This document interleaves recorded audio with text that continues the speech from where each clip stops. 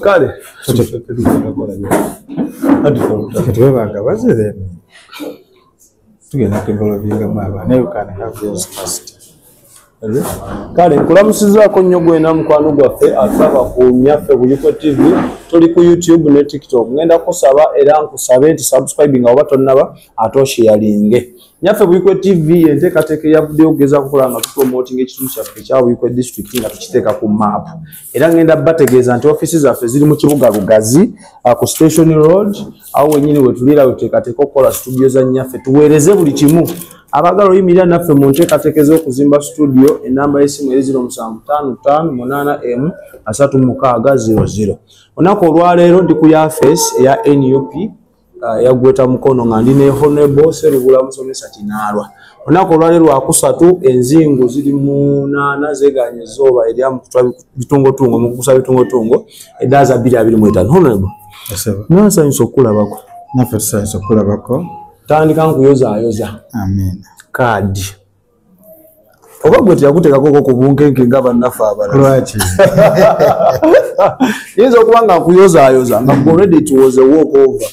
Tewali walk over. Kadi zeni yo pita esinga nozakuba competitive wano. Because batunuulira ebintu bingi nnyo. So tuli wano leero ne bakansalazi bange abalala nabo abakyaliko omuzigo gwa kadi. Ezasinga okuba omugole. Wama gwasembye. Twali tumanyi ti mwe ba incumbent at least wabeerawo ako ka favor akaba favoringamu. Tekaaliwo era oli yali alowooza nti abantu baali balowooza nti ffe tugenda funa special vetting time nga ba incumbents. Ne mu kibiina kyaffe abantu bonna benkana. Ensonga lwaki era ojja kulaba nti wali omanyi nti gundi yagenda ofuna kaadi. Kati abantu bayinza okuba gundi lwaki yafunye kaadi ate nga twali tugisuubira mu gundi. So that's what makes our party unique. Tutunuulira ebintu bingi, baconsidering ebintu bingi. So no one is sure until the final whistle or until the final list is released. So we are sure. So Honorable ino kusaba ombulize kubakola ku Nyaffe Buyikwe tunyumyemu eddakiika ntono nnyo then tugende mu maaso. Kale basebo ne banyabo mikwano gyaffe tuli wano mu district yaffe ye Buyikwe musaza ya Ssaabasajja Kabaka eri Kyaggwe. Ne office yaffe eya Greater Mukono eya National Unity Platform. Otukolere mirimu gyaffe erigattaganya district zino nezikola Greater Mukono. Nze Serubula Stephen Kinaalwa ndi musajja wa Mamba abanzala bankima. Nazaalibwa mu bika ebibiri eby'amaanyi. Mpulira. Kyenkima n'ekyema. Kisinga kya mpologoma. Tuli b'amaanyi. Kati tujja kubyogerako nnyo. Naye yenze ndi musomesa. Nasoma busomesa. Ndi mwana yasomera mu kyalo. Nasomera Kikakanya Church of Uganda Primary School. Myaka 7. Nasomera Bishop Nkoyo Matale. Myaka 4. Yes, nasomera Nalia Senior Secondary School na Mugongo. Sikiro mwaka ogoze nasinga bannange bonna. Kusomero damu. Bwe yafo butuke bwe. Kyengamba nti bannabwe tuli bagezi. Bagamba enkoko yo mutoteko okulimira mu kibuga. Nze nako okulimirayo. So nze nasinga bannange nafuna omukisa nengende Makerere University. Nayagala nnyo soma mass communication. It was my first choice. Never education. So nazikiriza Katonda kyalese. So training ango omusomesa Makerere University. Nali mukulembeze Makerere University nali chairman w'abayizi abava mu Mukono district. Ngekyali Greater Mukono. Nali speaker w'Abaganda Nkobaza Mbogo. Nalina obukulembeze bungi. Nali vice chairperson wa Uganda Young Democrats. Byali bingi. Kugamba kuviira ddala mu ssomero ng'obukulembeze obwetabamu. Obukulembeze nga tubweta era ffe tuli bategeke. Teyali nsobi. Batutegeka bulungi okuba abakulembeze. Batutegeeza nti omutegeke. LC1 kansala, LC3, LC4, LC5. Omutegeke waliwo ate omuteeketeeke. Kyawule tukitegeeza. Mukadde wange Yakobo Kinaalwa bwe yali ku mulundi gwe yali ajja kutegeeza abeerugazi yabagamba omwana wange muteeketeeke bulungi. Si mutegeke. Si mutegeke. Oba aba mutegese wali muteeketeeke. Omuteeketeeke kitwaliramu ebintu bingi, even empisa. So anyway, naye nenvaayo nasomye degree yange mu busomesa. Netandika okukola ng'omusomesa mu masomero ag'enjawulo. Nenkolako mu kitongole kya Kabaka Education Fund nga commissioner w'essaza ly'e Kyaggwe. nembera deputy teacher mu Nalia Senior Secondary School Lugazi campus naye nga nasomesaako ne Namiryango era nga nayo ndi deputy teacher so bwe twajja wano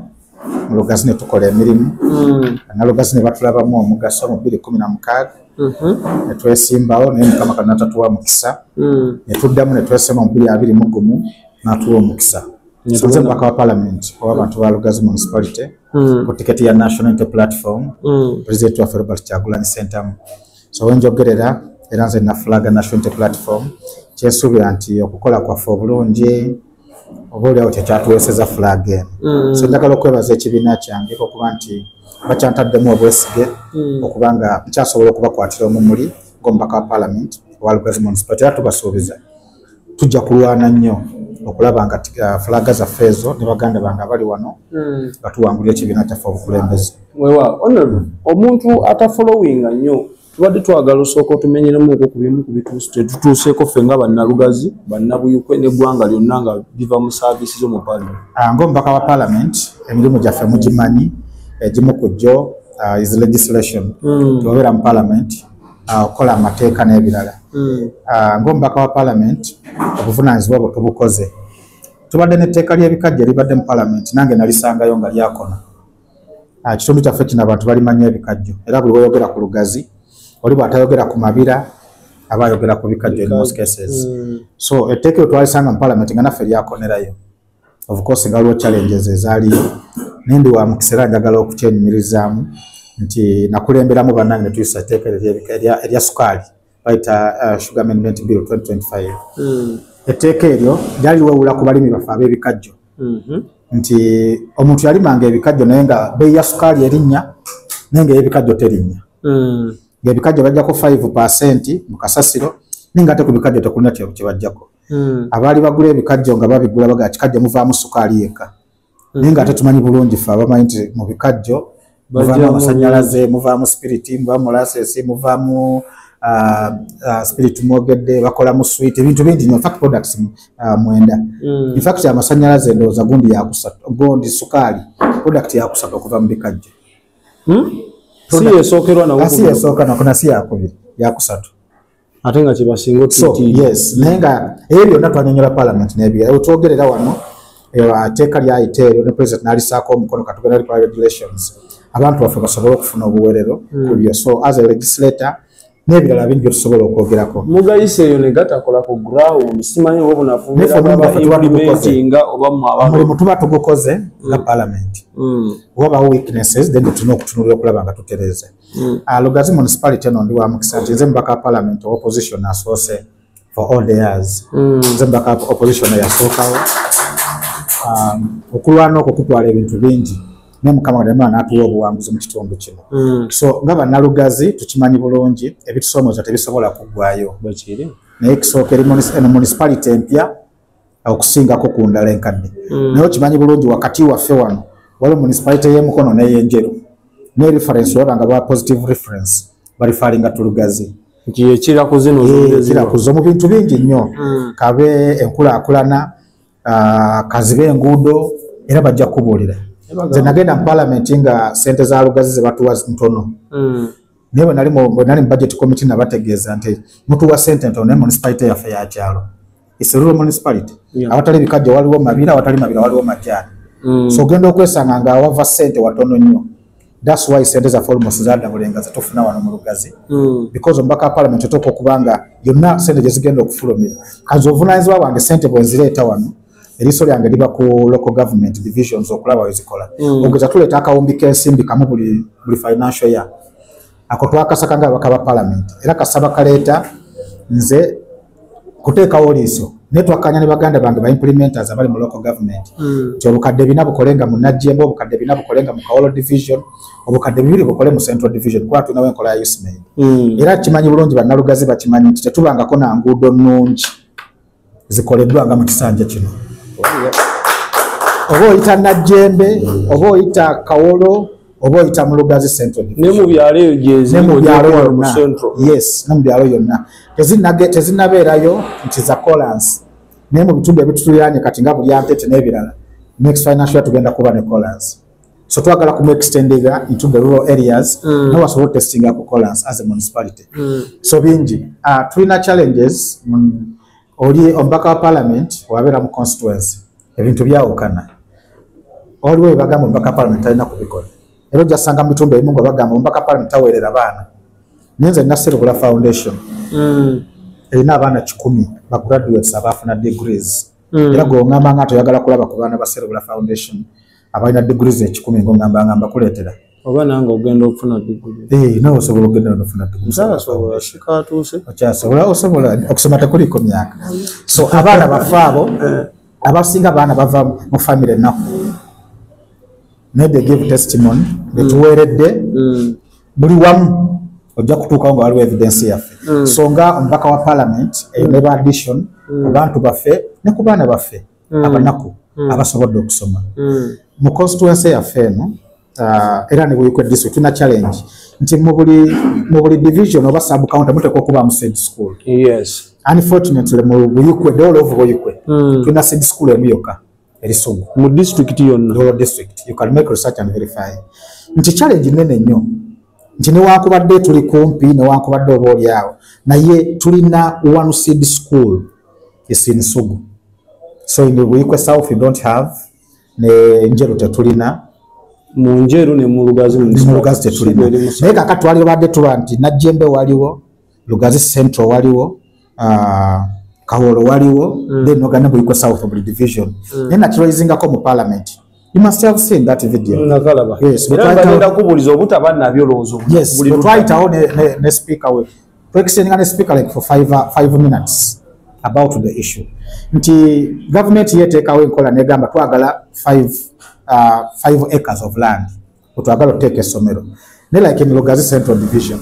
Ononya 5 acres ngatokola ki ngatoziraba. Would think it ogenda zifunako obanga lizi ebikaje weddeko naye banafa abali bebikajjo banafa abali nettaka eryokulya ebikajjo bagenda ne bongerayo buli mulundi. So government yasobola okola intervention because that's a big project. Naye katinga mu Najjembe twagala okwebaza Church of Uganda twagituukirira ne batuwa Kasoga otuba tuteeka seed school era netumaliza ebisinga obungi. Dynamics wezijjiramu nti government yagamba nti mpe ekyapa kyonna njoke nzimbeko ki essomero. Church yagamba bwe nkuwa ekyapa kyonna kiba kitegeeza nkuwaddewo nettaka nkoze ekindi kuwadde. Ate kati abantu baffe batya nti oyinza okuwa government nezimbako essomero ku acres 2-3 nezitunda. So that's where the challenge is. Mu Lugazi Central twali tufunye side zene Katungulu nga litugenda oteeka reason oba Katungulu kituufu eri outside the Central Division. Ne wano kubanga twalemererwa ensonga lwakiri bwekityo. So tubadde tugezaako okugoba those issues nenga tetusuubira nti tujja kusobola okubinyweza. Era mu Lugazi Central Division oba mu Lugazi Municipality tulina ebibiina bingi betutaddemu obuyambi oba betuvujjiridde okusobola okulaba nga abantu abo bagenda mu maaso. Reason ekitundu kyaffe kino kirina okusoomozebwa kungi. Edda twalinanga emirimu wano ebizimbe byosinga okulaba mu Lugazi muno byali byabavubi abavubi abagendanga ku nnyanja ne bavuba ne bajja ne bakola ki ne bazimba ebizimbe byolaba wano. Naye kati obuvubi bulimu obutakyali mulimu mu kitundu kyaffe kino.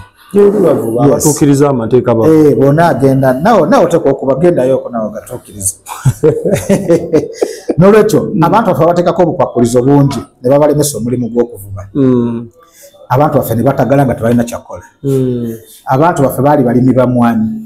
ne bagamba emmwanyi zizirimu akawuka ka coffee wilt. Abantu baffe ne bazitema ne babagamba balime vanilla kilo nerinnyako ku mitwalo 3 plus. Abantu baffe ne bagamba bafunye vanilla n'agwa paka ku nusu 2 abantu ne batema emiti ne babagamba mulime mulinga. Abantu ne balima mulinga n'abaganda bagamba mulime ebigaji ne bigaana okukwata bagamba balime obusaanyi simanyi bwa siriki. Nkubuulira bibadde wano ekya vanilla kyokimanyi ne basala enkoko emimwa ne bazitema ebigere vanilla n'agwa kituufu. Naye obuwuka obwo bwa siriki obusaanyi bwa siriki twabuwulirako wano. Abantu babagamba balunde obusaanyi bwa siriki wano era ne ba project y'amaanyi wano obusaanyi bwa siriki is what the project here. So tukubuulira bibadde wano mwaka kyo ogw'obusaali n'olwekyo abantu baffe ne bengetinga mu bintu ebityo okusobola okulaba nga balwana okuvaayo n'ekyo ne kitakwata kati abantu bwe bagamba ne badda mu bikajjo ne pulojekiti y'ebikajjo nayo neekaluba era abantu baffe waliwo abantu bangi abayingira mu bikajjo nga balina ssente nogwa so ogenda okwekanga ng'obwavu ne butandika okuluma abantu baffe wano abaana baffe abavuga bodaboda oli bodaboda agifuna gye yaliguza obukadde 6 agivuga egera mu bukadde 13 gendo gimalayo ng'esense waliwo ne gubayinza ogitwalako ng'ebulayo emitwalo 34 so those issues are there eziruma abantu baffe abantu baffe wano abamu nga bogambye abaali ku nnyanja bafiirwa abantu mu ngeri emu oba endala waliwo abaali ku nnyanja n'okufa okwa bulijjo oba oliawo n'obulwadde n'accidents nja kwogerako ku accidents ku luguudo lwaffe luno nti wetubeera mu parliament wembagita ayota of Uganda ayota okimanyi gwe musibe ogusinga okutuyingiza omusaayi mu mutima omungi omusibe ogwo omunene kakati eno bagiyita ayota of Uganda yesinga okuyingiza ssente mu treasury y'eggwanga nga bwefaanana eno gyonyomba fene tufuna kifa abayingiza mu ggwanika like kijja kutwalira okwewunya even in Uganda 75% of the money ezingira mu national treasury ziva mu Buganda region 75%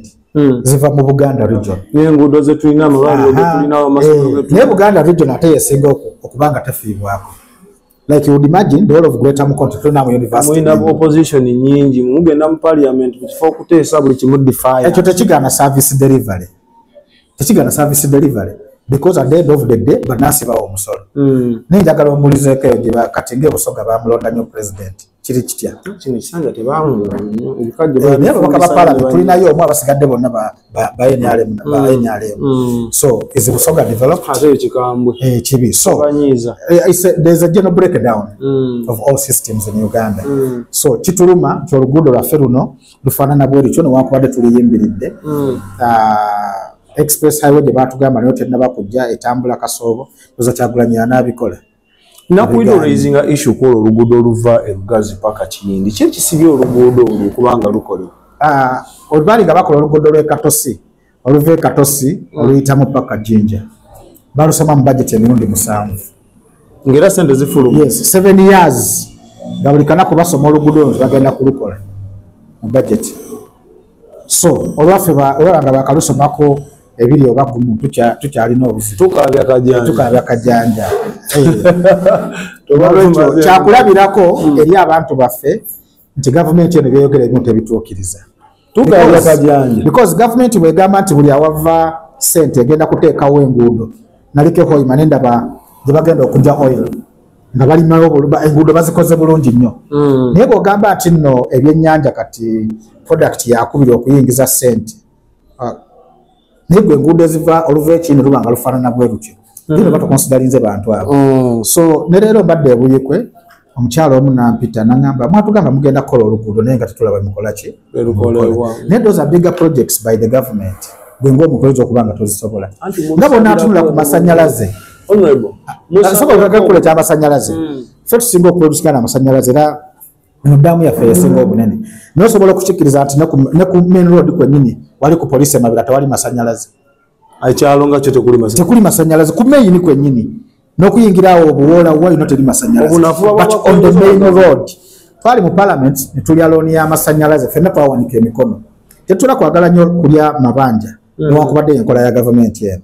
naye baleeta ekintu nga mulaba kigenda kuyamba bannansi nemuwanika emikono so twalya looni y'amasannyalaze I think yaliyo $285 billion nga buli omu agamba ku ky'amasannyalaze buli omu agaagala ewuwe naye wayisewo emyaka 3 that program has never taken off sente zo mwazirira ne zijja tekikinganga off naye nga sente twaziyisa kyaleka tusasulirako olwedde n'amagoba gaazo naye that program taking off era ebitundu byaffe abantu bakyakomplaininga olw'amasannyalaze so omubaka wa parliament omulimu gwo oyinza okuba nga obukoze like n'obyogera but those are bigger projects like nga ekinoni nina wadi yange bagiyita kinoni transformer ya breaking down nga tebakyalina masannyalaze for 6 months yes that one I will take it on it was 3.5 millions nekyo nakikola nga omubaka wa parliament transformer yeso okugibateekerawo that one I could manage naye kati waliwo project kati ng'eyokutambuza amasannyalaze mu byalo omubaka wa parliament ayinza okuba nga tagisobola So it becomes a government. Anti challenge yaffe weberera wemba muri mu kusaba obululu. Mubi tusuubiza. Tugenda leta amasanyalaze tugenda lima enguudo. Nato so batumanyi bwe tusaba ayagala bana Uganda. Katwaga. Tuba tumanyi kakati fe twabagamba batumanyi Kyagulanyi yagenda owangula. Kyo tuba twabibagamba nilo za bategedde nti Kyagulanyi alina okuwangula be baagala bifuuke realities. Twabibagamba tugenda kubikola nga tumanyi president agenda kuba Kyagulanyi. Kubanga yawulira n'ennaku y'abana Uganda agimanyi. Ate jajja mwami kati onuyita bimanyi ng'atagamba protecting the gains era akantu ako protecting the gains olina gy'otutembadde nkyakunyatuweze mulagasimu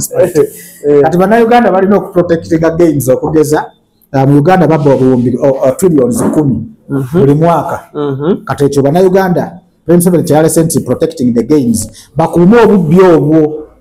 tetulabe tutuuseeko birungi ati ombuziza ekitegeeza nti bwetufuna emyaka emirala 5 in case Katonda atuvuddemu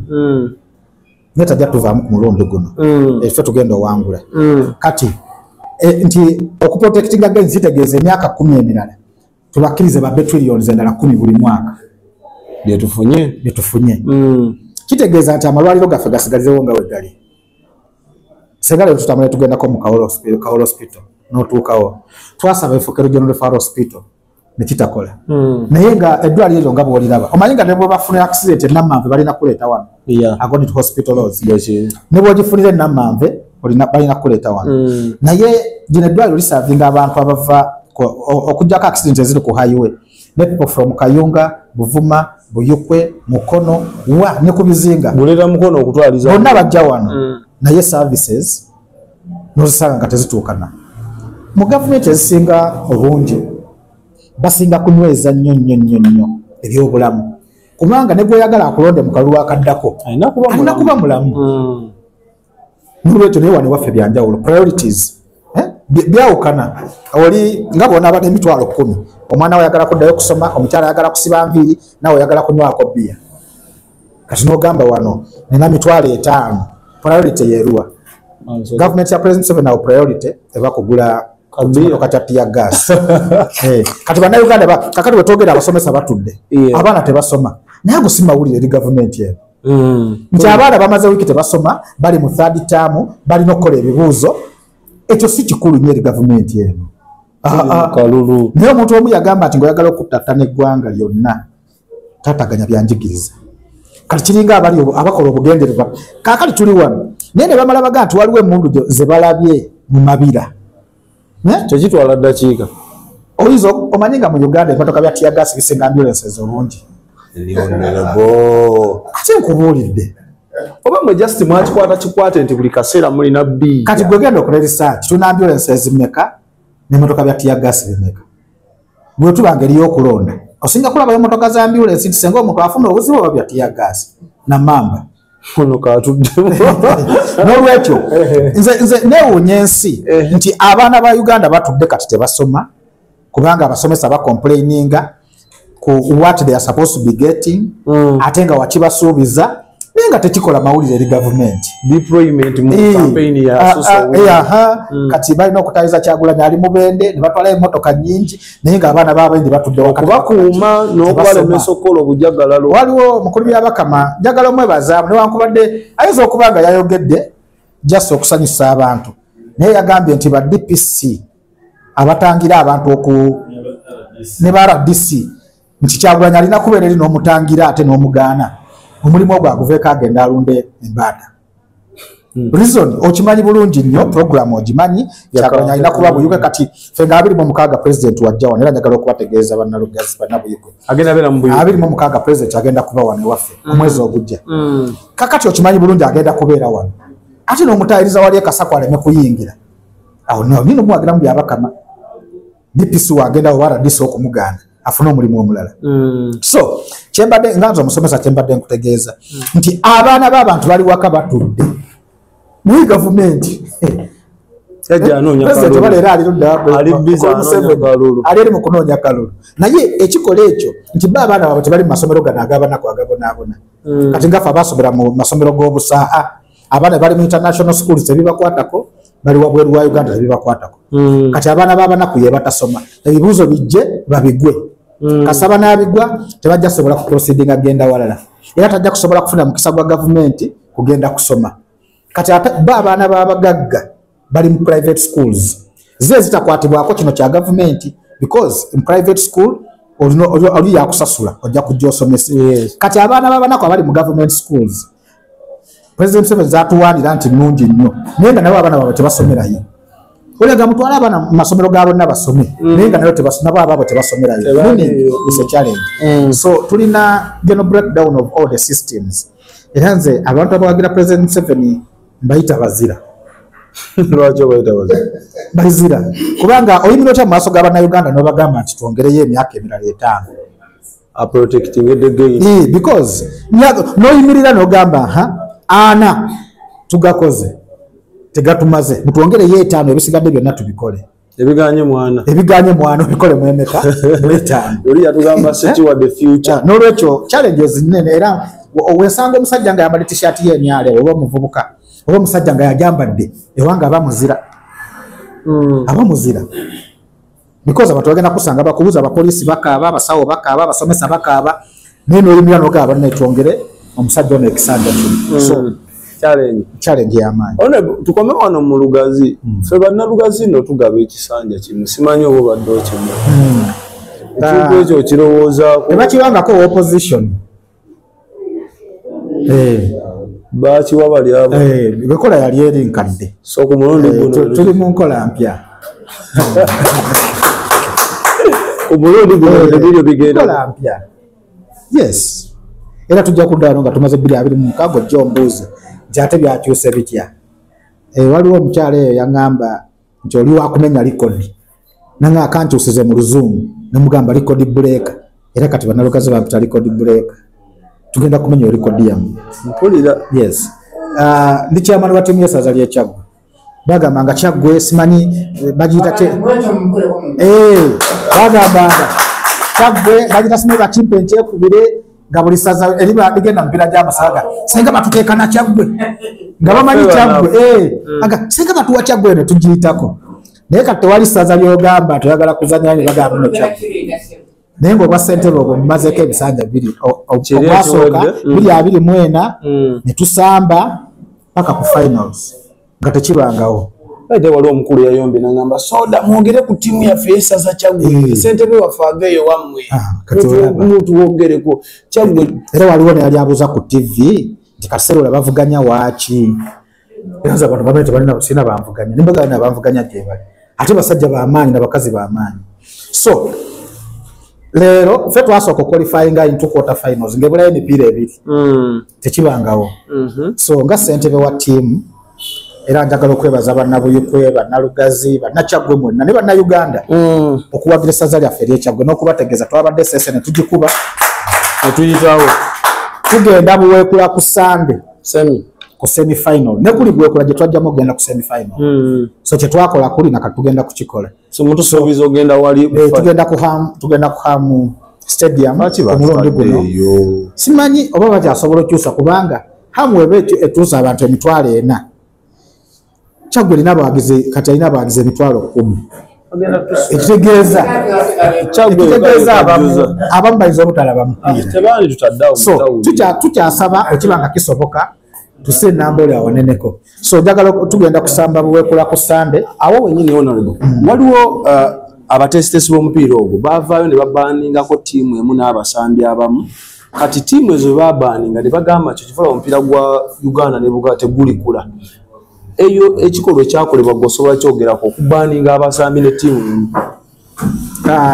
emipiira giba n'amateeka gaagyo akati okyagwa ku tiimu y'e Butambala ne babaninga seasons 2 ne Haji ne bamubaninga Haji Lutale ne bamubaninga olw'ensonga gye bakola bayimiza omupiira ne bagaana abantu okugenda mu kisaawe so ne babateekako ekibonerezo ebbaani kiruma eri abazannyi nti seasons 2 omwana tasamba ki omupiira gw'amasaza kiruma era tetwali kyagadde ngaffe reason nti abantu kati abawagira emipiira twasigala batono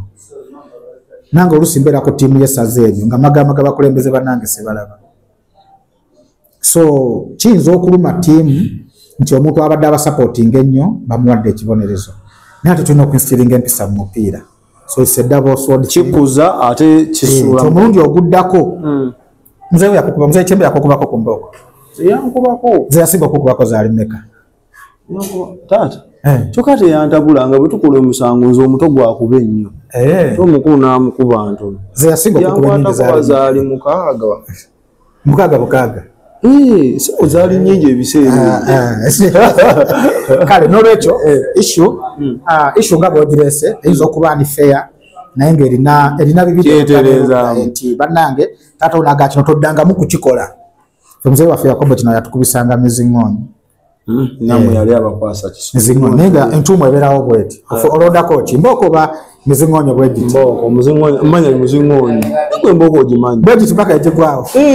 ate step emu ey'okubiri okuvaawo n'otuuka wali tiddamu buto eri abakola base beam nga muzingonyi ogumu ng'ogusensuka ona bayina wenejala twakava mu kamyufu kammwe abantu bagambye kabaddemu okugulirira kabaddemu kyekubira tutangaaze gw'omu kubafulaga wawaddeyo sente mmeka era waziwaddaani nze ndi mwana mukristaayo ndi mwana wa kanisa nabatizibwa 2016 bagamba nti abantu bagula flag za National Unity Platform gwe gwali omulundi gwange ogusooka okuyimirawo mu National Unity Platform naye nze siina yadde na muntu omu gwe nakubaka amaka flag mu 2016 tewali era nze flag bwe yajja honestly ninga Mukama Katonda ajo ninga akanwana ennyo no mu 2016 nali wa Democratic Party 2016 so ne bajimpa sirina gwe nyiza gamu namuwadde 10 wadde 2 eri yasooka nga pate tena boominga nnyo ne bajja omulundi gwo ne bagamba flag era njagala okutegeeza abantu abawaayo sente nti bagwa interview because bokola statement ekiraga eri abaaziwaayo nati boogera mpulira osimanyi gundi bawaayo sente ekisooka oba owaayo sente kyensonga lwaki waggwa kubanga principal yagamba teri kuwaayo ki tiketi ya flag ya National Platform ya bwerere tegulirirwa ki sente kati gwobayo ne yakubye kadiyekeo nakujjako sente yensonga lwaki waggwa ne Katonda yakola batosande kuba mukulembeze ekyokubiri nze Serugula Stephen tewali muntu gwe nawe yadde muso 10 okugula flag yange ya National Unity Platform era nze nagamba baganda bange bano bonna ne mbagamba bambuuza ebatakuwa flag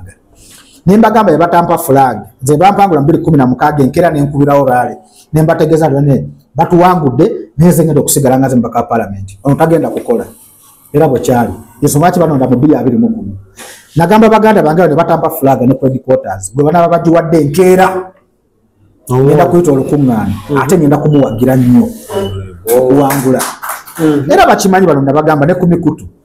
nembagamba batampa flag todda sidda era saaliza amazima ga Katonda mukulu era singa mbeerawo nezija ne tukulamu nabo olwali ne tukola emirimu kubanga ekigendererwa kyaffe ekinene kyatuusa bukulembeze bwa ggwanga lino iza obutaba memba wa parliament Kyagulanyi n'awangula nemba minisita kyo kisingako ku byonna olwensonga ogiraba iza okuba nwanira bwa memba ba parliament naye nga tetugenda kuwangula ng'era bwe kiri ngenda kufuuka minisita wa education tutereeze bino ebigootaanyi era njagala okukubiriza baganda baffe gye bali abataafunye flag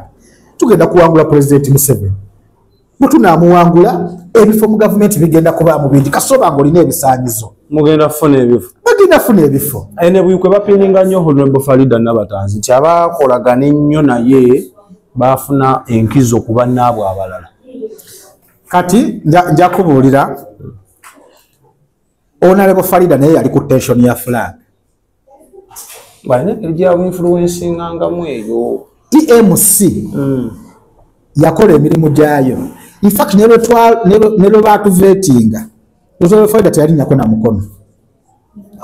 aba local government yes aba local government teyaliyo n'alinda lulero yaliwa lwe baali bagenze okumuvetinga era abamuvuganya baaliyo kati nze sisobola kulumiriza muntu kubanga nange ndi wano by the way ne mbakansalazi bano abali wano nange oli yali asiga naye nange nali ku lwange nga nange nwanira fulaga yange nginoonya nga buli omu anoonya liye nange waliwo wano oba oli awo abaafuna fulaga nga baali nga tebampagira naye ate kati mbayisa olwaleero nti kati twogera lumi lumu lwa flag tewali kifaanana ambuleera tewali kifaanana ambuleera simanyi kino simanyi bw'okikwata bw'oti simanyi bw'okiteeka era kati ndi wano kutambula bafunye ambuleera so kyendagala okutegeeza nga nze sina muntu gwenyiza kupiininga nti yakola kino okufunisa omuntu flag nina wano mikwano gyange bangi yemupesa bangi nange benalinga nga oba ono yeyandibadde ne flag nibyagenda okujjanga bangi so tebyalimu byakusikangana mukono sirina nakyensobolaga simaye bawaayo sente sirina we nakwata ku sente nti nziwe anyone abamu ku bewangudde fulaga mu lugazi bakomawo mu reesi tekikendeeza ku buwagizi bwo ne mugabana obwammwe ne kiwa enkizo abali NRM oba parties endala okuteekinga lead ekisooka kuba kumenya amateeka ga pate pate yaffe eri clear kasokkiriza ogenda mu vetting oba olina okukkiriza ebigenda okuvaamu results era baateekawo n'enkola ya appeal bw'oba tomatidde genda okole ki appeal kaakati oli bwe bamala omuwangula n'akomawo nga independent ekisooka asiizinga okuba memba wa pate eyo okujjako nga bamuwadde omukisa n'addamu n'asaba ne bamukkiriza okuddamu okubeera memba wa pate so njagala otegeeza bannaffe nti oba wakikoze oba olidde mu kibiina kyaffe olukwe era oluganda oba olusse nanze we nabasuubiza ne batampa flag zingenda kubawagira kyensuubira kye baalikoze nkubuulidde ekirala emyaka 5 ogirabanga emingi naye mitono ddayo ku ground onyweze by'olina okukola ate gweoba n'obudde bw'obanga si gwe ali mu buyinza oba n'obudde bwonna kola enjawulo mu buweereza kubanja yes era bw'ojja baga tumuwe akoze bw'ati so baganda baffe abasuubira okujja nga aba independence ekisooka njagala okubasaba olw'ekitundu kyaffe kino ekyanunulwa tuleme kuwa mwagaanya fewaliddanga okwogera wano ku opposition mu buyikwe oba oziza gwa naggomola naye kaakati ab'enyalemu ye bali ku opposition tulina basigaza ku opposition tutereze ekitundu kyaffe kino so okudda kwabwe gwe tekukutiisa namuntu in case nga tebawulidde byeyogedde sinaba kubalaba kyekimukubyo nati nomination yeraga nomination kwokakasiza nti gundi akomyewo okukola ki okuvuganya so nomination tenatuuka tulina 22 bwe kinaabanga kirabiseewo nja kuwa komenti yange naye ne mu 2021 twakirinako muganda afoomu yajja naye abantu ba national platform bategeeza era bakimanyi nti wetugamba nti no ambuleera ebaki ambuleera nokyo tuleme kunyigiriza like kuwa mwaganya kibiina kyaffe kuwangulwa ate nze senga tebampa flag ekitegeeza ekibiina kyange kino kiba kikoze assessment nekiraba nti Sserubula tasaanidde kati kyenina okukola mulundi oguddako nze nga bampangula mu 2016 ninga bampangudde batya nenzira ku drawing board 2021 nga kizibu okumpitako so nalirowoozezza nti wabanga bawadde oli flag gweddayo okola ebintu byo byonna ate gwoba n'obudde nga bwenkugambye 2031 tali wala era ajja kutuuka nga tuli balamu obe n'omukisa okola ebyejjawo okusinga ku byonna tubasiibule ng'obaako kyogamba bannabuyukwe abanyala banyaffe buyukwe tuve wano twagala okwebaza bane muganda waffe ono mwana soda ni mwana soda bitegeeza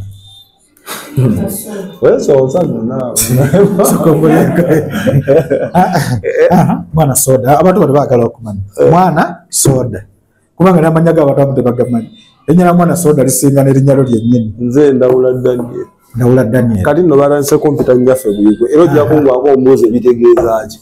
kati yeesirikidde naye wonye ebyo byonna nga bw'otubuuzizza tusiibula bannabuyikwe disitulikiti yaffe eno baagijja ku Mukono edda Mukono yali etwaliramu Buvuma Kayunga Buyikwe then eno Mukono etuli so ne bakavingako off Buyikwe ekola constituencies 3 then muli Lugazi municipality na divisions 3 Najjembe Kawolo ne Central Division era mwe tulina obukulembeze ne bakansalazi bange bano era bolaba bali wano abagole so twagala okubasaba okuddamu okutuwa omukisa guno mu bukulembeze buno kyemanyi omuntu yaliko mu Lugazi emyaka 5 emabega wajja kati alabawo enjawulo era ne representation mu parliament tosobola gamba Lugazi tekiikiriddwa oleda abantu bagambanga nawuliranga abantu omubaka ono tamulabako ku TV waliwo ne yataddewo ssente nti abaaliko mwenna wabeewo atuleetera wano gundi ng'ali ku floor ya parliament ng'aderivalinga nati ze nawulidde oli agamba n'asobola emitwalo 3 tetusobola zirya simanyi naye waliwo yabadde nazo osobola zirya awulabuza ati banalimbadeko omulala abasookayo osobola twala yakatano kati wale tuyita answered in parliament nati nkubule tuyita answered in parliament kyonna bye bateesa emyaka gino oba oyagala okiraba ogenda so oli naga twagala tukirabeko so Lugazi yavaawo awo ate ekifo ky'obubaka wa parliament tukiteeka ku level y'abantu ba bulijjo nti omubaka wa parliament obeerako awo n'otambula n'omulaba n'omusanga ne mwebuuzaako ne mutambula edda ababaka ba parliament nga batiisa nnyo bajja napaakinga awo n'abasirikale bamukuuma kati senga tuli wano bali awo batiisatiisa abantu n'ekifo twakiza ku level y'abantu baffe nti otambula n'omusanga ku street n'omubuuzaako era n'akuwuliza so twagala okubasaba omukisa guno ng'aba national platform twawangula disitulikiti n'ebitundu 5 ku buli 100 kuno twagala 9 kubanga tetulina nnyo kyetwebaza gavumenti eno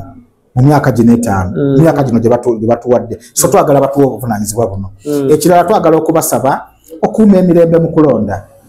okulonda kugenda kujja ate kukole ki kugwewo in brief there is life after politics oba elections zigenda kuggwa tuddemu twesange ku street ne muno gwe wavumanga ng'oyagala akuwole ne ku sente akyasobola kuwola abamu tuli ba masomero oleeta omwana wo nga tolina school fees otye okuntunuulira kubanga wanvuma n'ebirala so there's life after elections ekirala kwe kubasaba nga tugenda mu kulonda kuno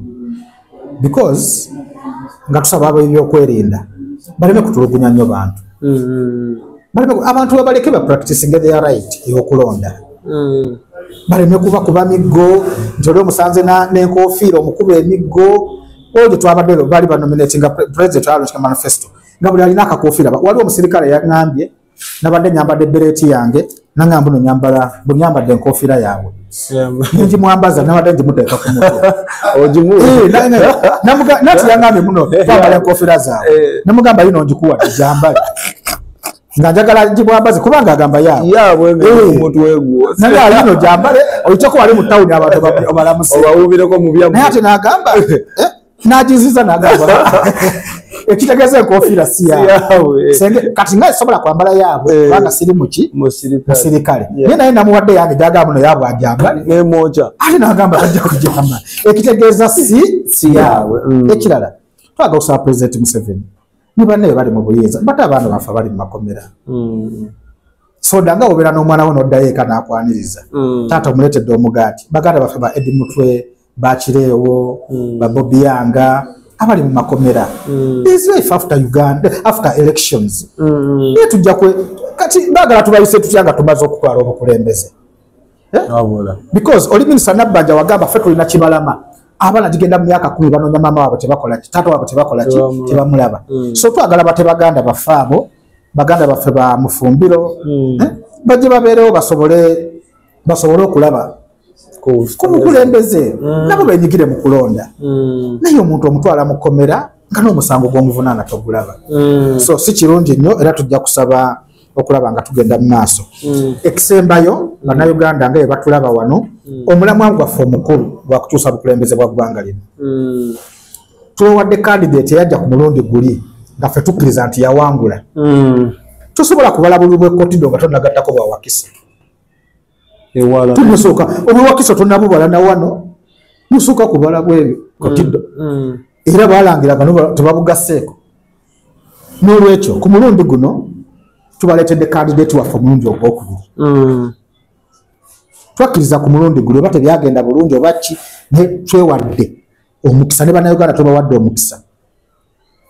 President Robert Kyagulanyi Ssentamu kwali ku ballot paper era balaga Smith agenda kuba nominated bali basaagamu so ku ballot paper kwali akabonero manvuuli tusaba bannayuganda yonna gye muli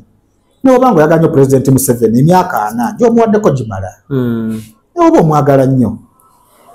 n'olwekyo twagala ku mulundi guno tuwe President Robert Kyagulanyi Ssentamu gwe tusuubira nti alina ebisaanyizo byonna okuba president n'olwekyo akalu ke tugendamu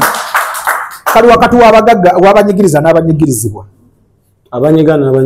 waliwo abanyigiriza n'abanyigirizibwa Voliwe yangama takabonero kano kaduze. Tuli akawani kabwati abakuduulira. Mbuya bagamba nti ebyange byaterera biri bwe biti. Abaana bange bali basomera bwero byange byaterera mu masomero byonna biri clear diwe balwala bazalira bwero byange byaterera kati bajjano lero omuntu wange webusabaga namugamba naye namuddamu bwati aba yedulidde muri mu masomero abana tebasoma mabaye temuli nawe nomuganda nange byange bwe bito bawedulidde tupata wasalawo fokola bwetuti tulwanira wamu nga bannayuganda okutereza Uganda empya tugendamu era tugenda mu kalulu akatali ka bulijjo ke tuyita protest vote era lwa badde bagamba asimanyi protest vote protest vote kyangu nnyo tunoonya akalulu kaffe okay tugenda kukalonda ate tulina okukakuuma olwabeera nga bakabbye tugenda kukabanja ebyaleero si ebyaluli speech ya president bwe yabadde Mityana yabadde so clear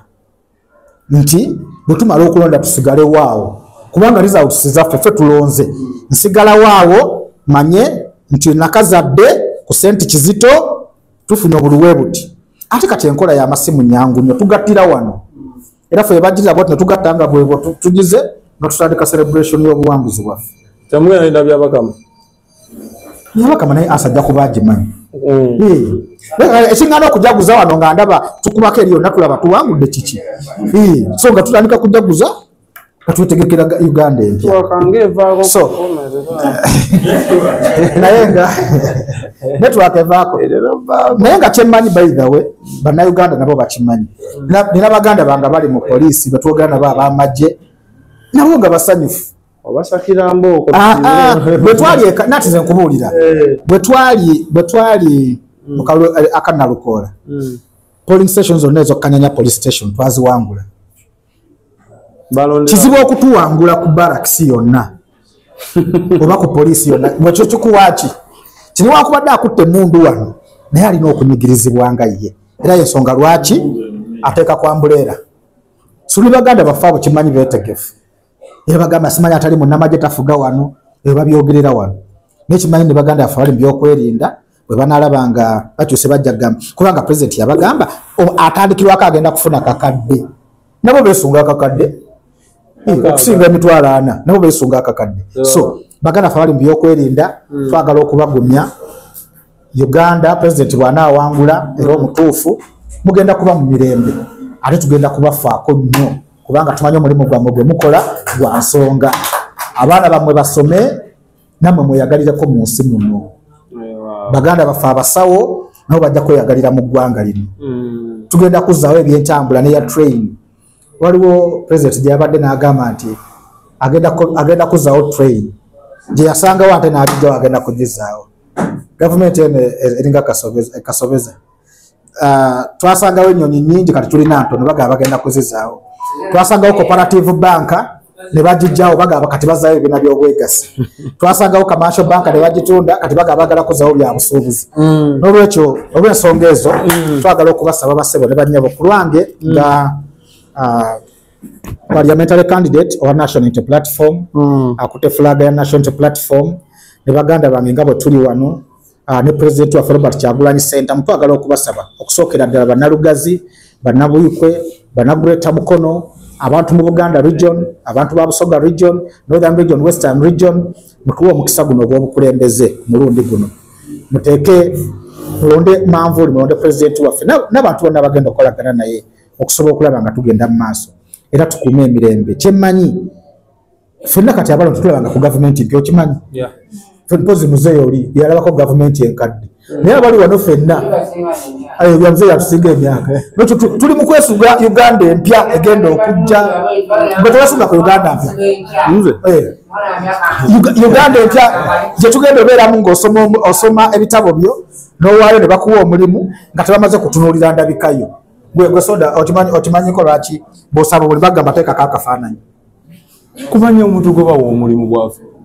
akafaananyi kekalaga ki kekalaga amagezi lwaki kakati gwoba ongamba asaba omulimu nteekeko akafaananyi baba bateekako kaki kulaba naye nyaffe buyikwe bane muganda waffe ono yayita initiative eya era tunokuba ne evaamu abantu nga mmwe tosobola ginyomoola bwoti mukikulireko obugantu kale ku lwa national platform twagala okwebaza ate bwetufisirizaayo akadde okujja otubuuzeeko bano boolaba wano bafulaga bearers ba national platform abafunye zikaadi bebasengejja cream ya lugazi eri wano nga bobalaba wano bebakotire bendera zaffe so twagala okwebaza olwa programu ya nyaffe buyukwe initiative nungi era ku lwa office eno tukwadde emitwalo 2 mugalo okasinga tokuba gwalo ga initiative mitwalo 2 ja t-shirt akalibogera tuwamu t-shirt ejaji tuwadde ku supportinga ko twagala okola studio tusonda ebyuma era oluseke tutandika butandisa onalebo nze nkusuubiza tugenda kuba oluseke wansi w'enjuba kuba studio twagateekemu mitwalo 2 nguzaamu t-shirt eno yanziza t-shirt ya honorable egenda fuluma week eno muzikolera Kenya nze 001 kale basonde banyo tubadde honorable Serubula Musomesa Kinalwa incumbent ate yalina flaga ya NUP 2026 mukama katonda omulungi abatukumire bye bye